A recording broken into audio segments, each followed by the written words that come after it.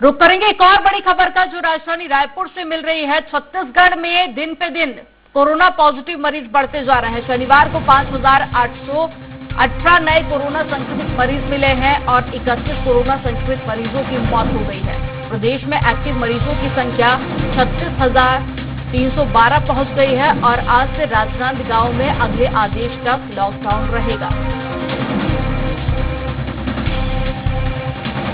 और इसी पर ज्यादा जानकारी के लिए संवाददाता धीरेन्द्र गोस्वामी जुड़ गए हैं फोन लाइन पर।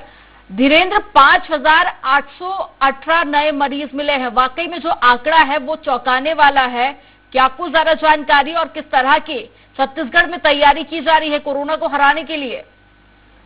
देखिए, ये जो आंकड़े हैं उसमें सबसे महत्वपूर्ण बात तो यही है कि जो मरीज मिले हैं उसमें अधिकांश रायपुर के हैं। रायपुर की अगर मैं बात करूं तो 2,287 मरीज जो हैं वो केवल रायपुर के हैं इन आंकड़ों में, और दुर्ग में 857।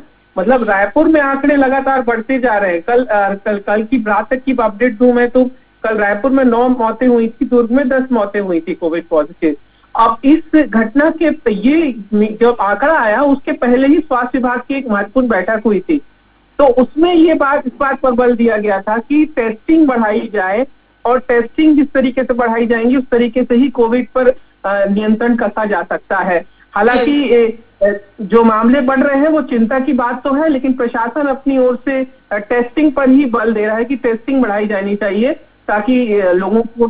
ठीक है धीरेन्द्र, पर ये बताइए कि स्वास्थ्य विभाग की तरफ से क्या कुछ तैयारियां देखी जा रही है, क्योंकि लगातार कोरोना पॉजिटिव मरीज बढ़ रहे हैं तो जाहिर सी बात है कि अस्पतालों में व्यवस्था भी उतनी ही चाक चौबंद करनी पड़ेगी।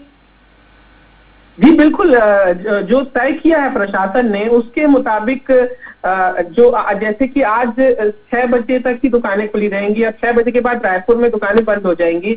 उसके अलावा स्वास्थ्य विभाग ने ये तय किया है कि अब नए कंटेनमेंट जोनों को चिन्हांकित किया जाए, जहां संक्रमण ज्यादा है उसे बहुत तेजी से उसे आइडेंटिफाइड करना है।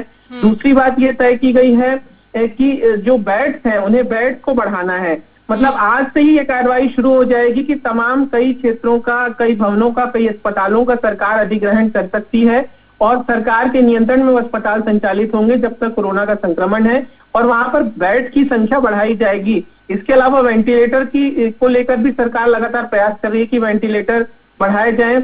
इसके अलावा एक अपडेट और है कि RT-PCR टेस्ट और जो कोरोना टेस्ट किट है उसको लेकर सरकार ने कल देर रात तक एक आदेश जारी किया है, जिसके मुताबिक बड़ी तादाद में टेस्टिंग किट खरीदी जा रही है। तो सरकार का पूरा फोकस जो है फिलहाल टेस्टिंग बढ़ाने को लेकर है और बेड्स बढ़ाने को लेकर। ठीक है धीरेन्द्र, 1 अप्रैल से वैक्सीनेशन में भी गति तेज देखी गई थी। साफ तौर पर कहा गया था कि 1 लाख से बढ़ाकर अब 2 लाख डोज कर दिए गए हैं, तो उसको लेकर किस तरह से कार्य जारी है? क्या लोग पहुंच रहे हैं वैक्सीनेशन करवाने के लिए? और जो टारगेट रखा गया था, क्या लगता है कि उस टारगेट तक स्वास्थ्य विभाग पहुंचेगा?